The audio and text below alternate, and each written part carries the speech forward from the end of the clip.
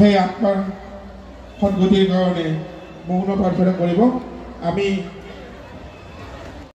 পোনপ্ৰথমতে মই আপোনালোকৰ চেনেলক ধন্যবাদ জনাইছোঁ আৰু আজি এই চেগতে আপোনালোকৰ যোগেদি মই সমূহ অসমবাসী ৰাইজক ৰঙালী বিহু তথা নতুন বছৰৰ ওলগ জনাইছোঁ।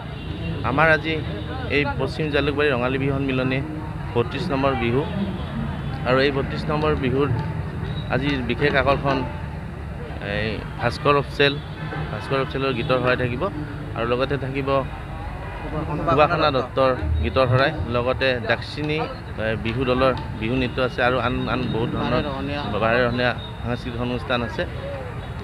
আৰু আমাৰ এদিনীয়া কাৰ্যসূচীৰে আজি এইবাৰ বিহু উদযাপন কৰা হৈছে আৰু কেতিয়াবা আমি দুদিনীয়া কৰোঁ, কিন্তু আমাৰ এইবাৰ অলপমান আৰ্থিকভাৱে অলপ আমাৰ প্ৰব্লেম হোৱাৰ কাৰণে আমি এদিনীয়া কৰি ৰাখিছোঁ।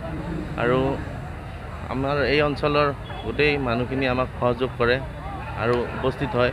অলপ পিছত আৰম্ভ হ'ব আমাৰ সাংস্কৃতিক অনুষ্ঠান।